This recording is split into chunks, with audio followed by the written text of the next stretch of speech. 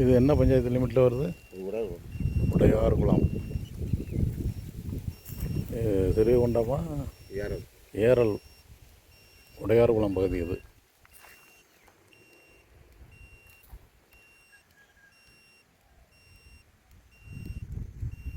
இங்கே பாறையமைப்புங்கிறது மேற்க கிழக்க, வடக்கிருந்து தெற்கு நோக்கி முதல் ஸ்கேன். இங்கே 300 அடி, இங்கே கிழக்க 300 அடி, எந்த விதமான டிஸ்டர்பன்ஸும் இல்லை. இதில் கிடைக்கக்கூடிய ரிப்போர்ட்டு உள்ளபடியான ரிப்போர்ட்டாக இருக்கும். 400 அடி ஆழத்துக்கு ஸ்கேன் நடந்துகிட்ருக்கு. இது 2வது ஸ்கேனு 31 மீட்ரு 400 அடி ஆழத்துக்கு ஸ்கேன் நடக்கு. பைப் லைனை ஒட்டி, ஏன்னா இங்கே பூமிக்கு கீழே பைப் லைன் கிடக்கு.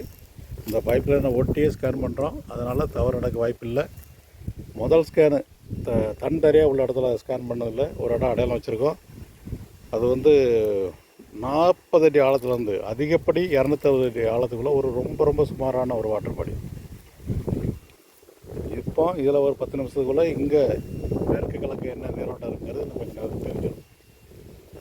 இங்கே நீரோட்டம் மேற்கு கிழக்கு இருக்கிறதுனால நம்ம திரும்ப ரிப்பீட் பண்ண வேண்டிய தேவையில்லை. மேற்கையோ கிழக்கையோ ரொம்ப நுணுக்கமாக பார்க்கணும்னா பார்த்துட்டே இருக்கலாம்.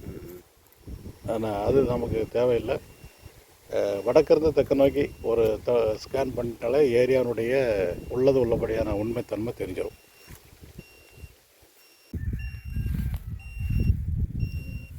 இது 3வது ஸ்கேன் தெற்கு நோக்கி 40 மீட்டர்லேருந்து 400 அடி ஆழத்துக்கு ஸ்கேன் நடக்குது.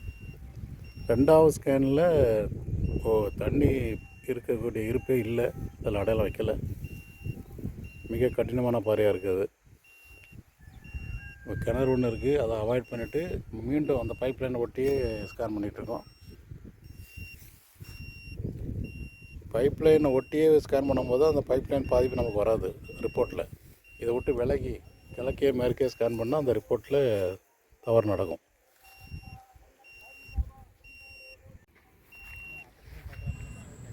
இது ஆதிநாதபுரம் பகுதி வயல்.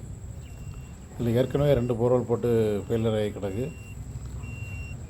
இதில் வடக்கு தெற்கு 40 மீட்டர் லென்த்துக்கு இந்த ஸ்கேன் நடந்துகிட்ருக்கு.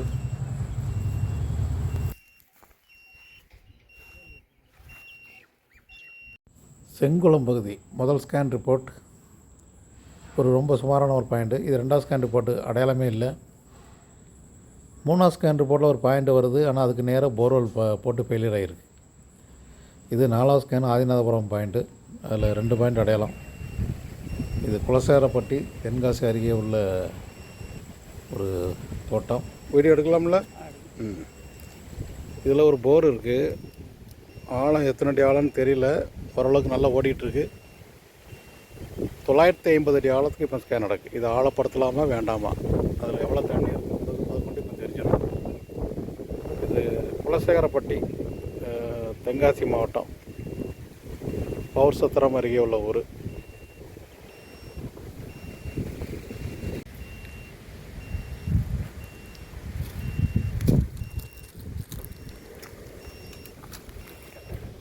இது 2வது ஸ்கேனு 40 மீட்டர் லென்த்து 950 அடி ஆழத்துக்கு இந்த ஸ்கேன் நடக்குது. வட கிழக்குலேருந்து தென்மேற்கு நோக்கி இந்த ஸ்கேன் நடக்குது. ஏன்னா இங்கே நீரோட்டங்கிறது வடமேற்கு தென்கிழக்கு. முதல் ஸ்கேனில் அந்த போர்வெல் 450-500 அடிக்குள்ள நீரோட்டம் இருக்குது. அதை ஆழப்படுத்த வேண்டிய தேவையில்லை.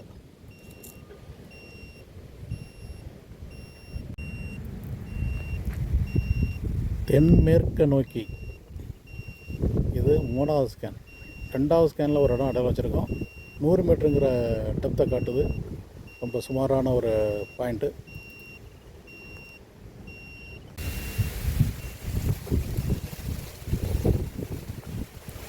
இது தென்மேற்கு நோக்கி 4வது ஸ்கேன் 900 அடி ஆழம். 3வது ஸ்கேனில் பாயிண்ட் அடையாளம் வரல, ஆனால் 2 மட்டம் கிடைக்கு. பெரும் மட்டமாக இருக்குது. இந்த தோட்டத்தில் ஏற்கனவே 2 போர்வெல் போட்டு ஃபெயிலியர் ஆகிருக்கு. ஒன்று 800 அடி, இன்னொரு 500 அடி.